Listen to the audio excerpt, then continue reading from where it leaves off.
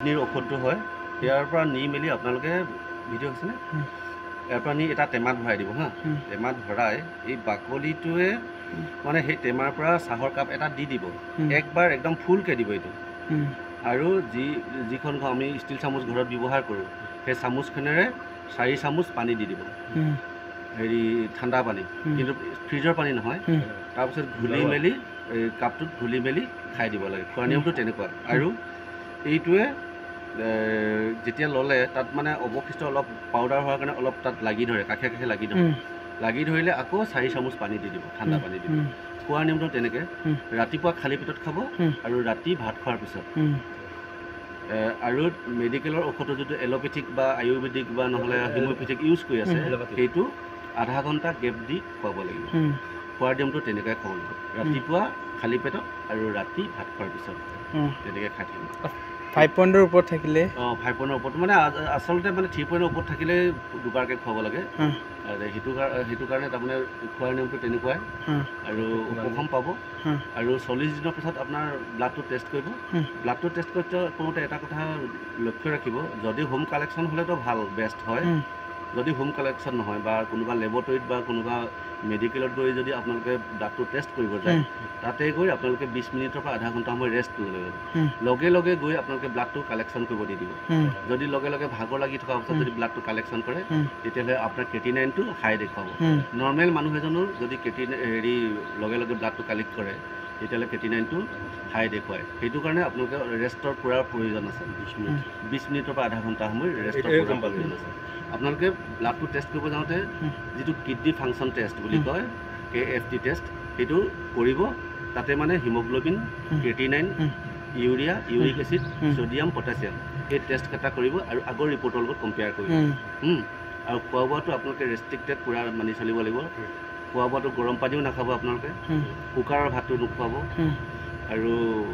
মানে মাছ মাংস নোখোৱাব লাল চাহ গাখীৰ চাহ নোখোৱাব আৰু গৰমে গৰমে যিকোনো বস্তু নোখোৱাব হেৰি চব্জি নোখোৱাব আৰু কেঁচা নিমখটো নাখাব আৰু যিসকলৰ পটেছিয়ামটো বাঢ়ি থাকে পটেছিয়ামটো বাঢ়ি থাকিলে আপোনাৰ বিটৰুটটো নোখোৱাব আৰু যদি ইউৰিক এচিডটো বাঢ়ি থাকে ইউৰিক এচিড বাঢ়ি থাকিলে আপোনালোকে পচলা খুৱাব পাৰিব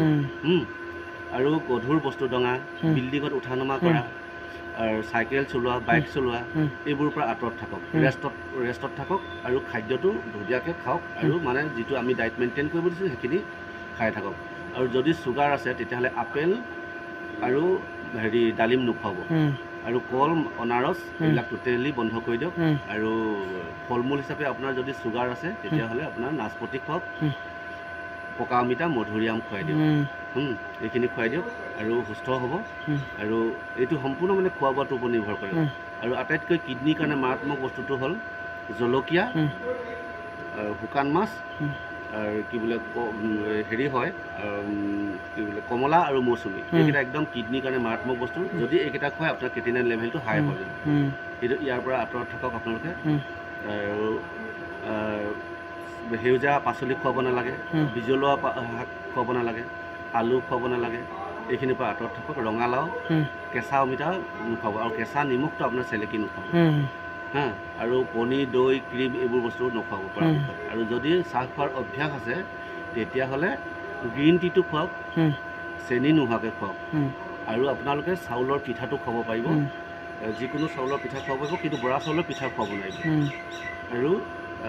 আপোনালোকৰ চিৰা খুৱাব পাৰিব মুড়ি খুৱাব পাৰিব এইখিনি আৰু বহুত যদি দুৰ্বল হয় বা ডায়েলিচিছ কৰিবলগীয়া হ'লে সেইদিনা লোকেল মুৰ্গী বনাই মেলি তাৰ চুপটো খুৱাই দিব এইটো 15 দিন বা 20 দিনৰ অন্তৰত আপোনালোকে খুৱাই থাকক আৰু সদ্যহতে আমি চেঙেলী মাছটো দিছোঁ যোনটো চেঙেলী মাছে আপোনাৰ হিমোগ্ল'বিনটো বঢ়াব নেচাৰেলি নহ'লে আপোনালোকৰ হিমোগ্ল'বিনটো কমিলে মানে আপোনাৰ হেৰিটো কি বোলে ইনজেকশ্যন ল'ব লাগিব যিটো নেচাৰেল নহয় এইখিনিয়ে কথা হ'ব ঠিক আছে